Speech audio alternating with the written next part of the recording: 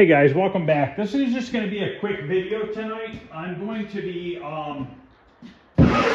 putting epoxy primer on these motorcycle parts that I sandblasted last week, so that I could do minor body work to it. There's very little body work to be done to them. So I've already blown them off with the hose. You see the hose laying on the floor. I want to put a good coat of epoxy primer on them. Once you put a coat of epoxy primer on them, you have 72 hours to do your body work and put your 2K primer over top. After 72 hours, you have to scuff it before you put your body work or primer over top of it. So I'm gonna get all these hung up in the spray booth and we're gonna put some epoxy primer on it. I'm gonna go get it out of the cabinet and put it on the mixing rack because I haven't used it in a few days, and you want to make sure you stir that stuff really well. Got some parts in here I got to take out.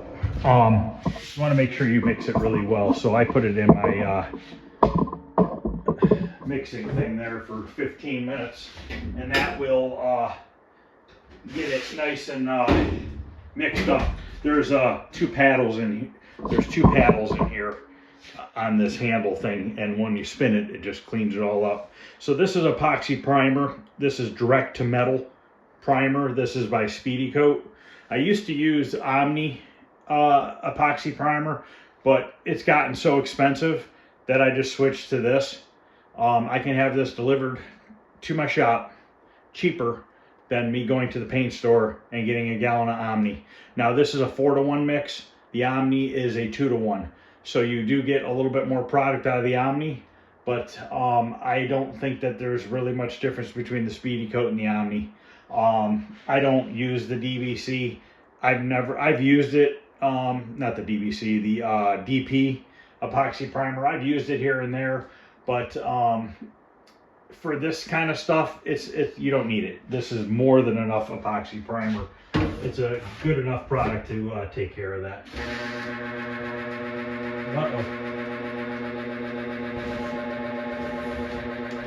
Making a funny noise. All right, well, I'm gonna let that mix, and then I'm gonna get these parts hung up, and then we will put a good coat of primer on them. That was weird. I don't know why it was making that noise. It's perfectly quiet now. I have no idea. I'll have to take this lid off and check in there. I think there's a chain that drives both of those. Maybe it needs some grease or something. I don't know. I'll have to look at it and see. Okay, all the parts are hung up. Two of the fenders are not going to get epoxy primer on the back side. They had really nice paint on those two.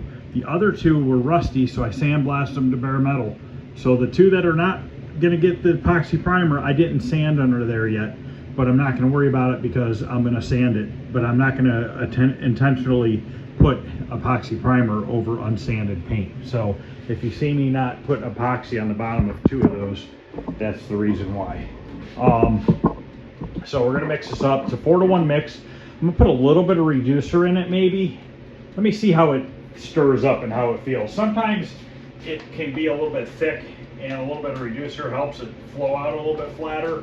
But you gotta be careful because you can use more reducer if you're using this as a sealer before you're painting versus on bare metal. When you're on bare metal, if you put too much reducer, you're thinning the product, and it's just not going to put a build on your material or on your metal, and it's not going to do much for you. Now they do make 2K primers that you can go direct to metal. Okay, I use Summit 2K primer. It is not recommended going over bare metal with it, so that's why I put down an epoxy primer, but they do have stuff out there. I also have body filler. I have body filler that works direct to metal, and I also have body filler that doesn't work direct to metal. So all that stuff, you gotta make sure you read your labels and everything thoroughly so that you know what you're getting. Don't go buying epoxy primer too. Make sure it says DTM, which is direct to metal. You know, if that's what you're planning on using it for. If you're gonna buy an epoxy primer and just use it for a sealer for your paint, then you don't have to worry about that. But in my opinion, I still get the direct to metal because there's some times when you go to paint something and you might break through on the edge a little bit, and just a little bit of metal showing. Why not cover it with the right epoxy? You know what I mean? but that's just how I think about it. So, all right, we're gonna mix some up here. We're only putting one coat on. This might be a little thick because I'm gonna use a 1/3 tip. So I'm gonna have to put a little reducer in it.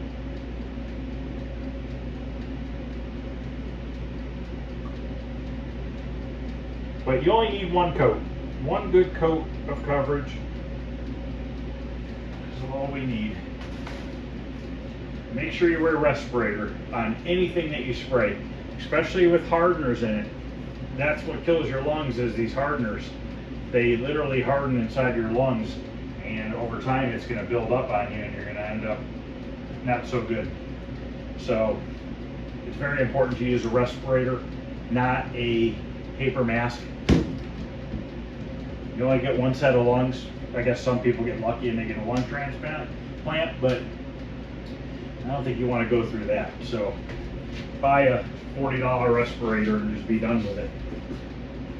So I'm gonna put a little bit of reducer in it just to thin it out a little bit. This one's pretty much empty. I wonder if there's enough in here. Not really. Yeah, maybe. I only wanted to put a little bit in here, so that'll probably be enough. I look at it this way: when you're using it like over bare metal, I wouldn't go over 10% reducer. I'd stick 10% or less. If you're going as a sealer before paint, you could probably get away with 20% of reducer. But and that is simply because you want this to spray smoother when you're using it as a sealer. They do make sealers too that you can buy, but I've always used epoxy primer my whole entire life, and I've never had an issue with it. So I just continue to do it that way because I've done it like that forever. So, all right, we're gonna get this mixed up. We're gonna go out there and put one good coat on all the bare metal, and that's pretty much gonna be it. Then tomorrow, I'm gonna let this cure for about 20 to 24 hours. And then tomorrow we're gonna do a little bit of body work, very minor, probably mostly just a little bit of glazing putty. And then we're gonna put a couple good heavy coats of 2K primer on it so that we can block these parts down. Probably gonna have to do a lot of hand sanding because they're pretty radius. I do have a couple small blocks we can use too. And then we'll see what it looks like after we block it down, see if it needs another primering or not. All these parts that I'm doing tonight are going to be silver. So I want to get all the silver parts done first, but I do want to get those gas tanks stripped down. So basically tomorrow night after we do the body work and the 2K primer on these parts, I'm going to work on stripping the paint off the gas tanks and oil tanks. We have to use a DA sander for that, or my strip disc, and I need to tape the gas tank off so we don't get a bunch of paint debris inside of it. You can't, I mean, you could sandblast the tanks. I personally wouldn't recommend it because you get any sand in that tank, it's going right into your fuel filter, if you have a fuel filter. If not, it's going into your carburetors and gumming everything up and screwing everything up. So I just don't sandblast gas tanks. So, all right, I'm gonna get this loaded into the gun and we are gonna go ahead and put a good coat on. If I have a little extra, I might hit like one or two pieces with a little bit extra epoxy primer just to use it up. Or maybe I'll just mist them all real lightly a second time. Because I mean, if I'm going to throw it away, I might as well just put it on the product a little bit thicker. Or on the parts a little bit thicker.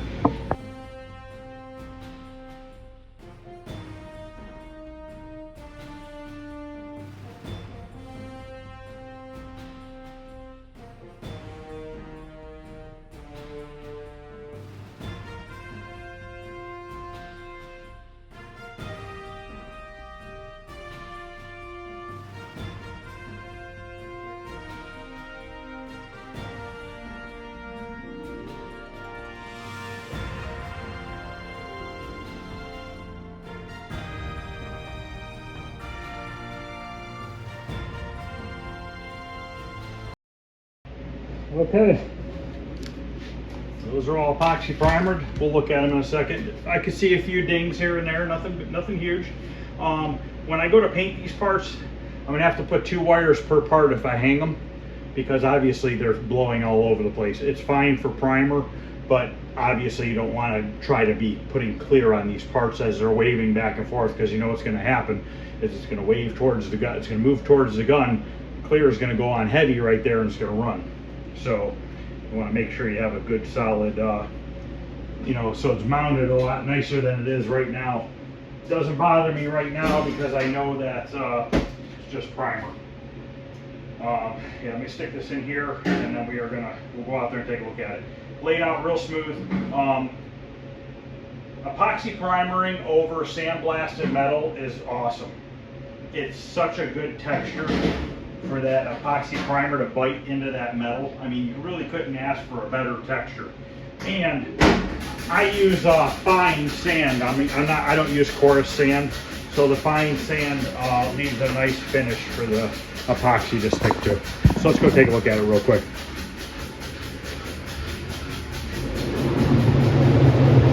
As you can see, it laid out real nice and smooth. A little bit of orange peel, but that's not a big deal. It's not going to hurt anything. So, like I said, some of these look really good, these parts. Like this fender here has a dent right here, which we could probably pound out most of that tomorrow. We got another little dent right there. We could probably get most of that out. A little bit of icing. I'm going to ask them if they want to see these rivets or not. My guess is they probably do. They're trying to restore them back to original. But I am going to verify that with them. Once I put 2K primer on it and stuff, they really might not see a lot of it anymore. But you can see them right now. But I'm going to ask them, because if they want to see those, I might have to get a little light right here with the 2K primer. So, all right, guys. Well, that's going to end this one. We got the parts prepped for bodywork tomorrow night and 2K primer tomorrow night. And then after that, the following night, we'll probably work on the stripping the gas tanks down and the oil tanks, getting those down to bare metal, because I know for sure one of them has spray paint on it, and we're not going to paint over spray paint. I don't ever paint over spray paint. That's just asking for a problem. Same thing with Rust-Oleum. If you have Rust-Oleum on something, don't paint over the Rust-Oleum. You're going to end up with a problem, and chances are what your problem is going to be down the road. 6 months later, you're going to have your car or bike or something out in the sun that had Rust-Oleum underneath it, and you put urethane on top of it. Well, you have like an oil base and a urethane, or I don't even know what the new Rust-Oleum is now. Acrylic maybe? I don't even know. I don't even know what it is. I don't use it. But anyways, so what could happen is your urethane could lift off of that, because it's not going to get the proper adhesion, and then you're going to get blistering underneath your paint job. So if you ever have spray paint or Rust-Oleum or anything like that on your parts, take it down to bare metal. Don't run the risk, because it's easier to take it down to bare metal right away at the beginning than painting it and having it look awesome, and then 6 months later, then you got to strip your paint job and that stuff off underneath it. So, all right, guys, thanks for watching. I appreciate it. And any questions or comments, feel free to ask. Tons of videos going to be coming here in the next few months. If you guys haven't subscribed and this is something you guys are interested in, consider subscribing. I'd really appreciate it. Also, hit the thumbs up, share the video if you could, all that good stuff. That really helps, and I appreciate it, and I'll see you guys later. Thanks.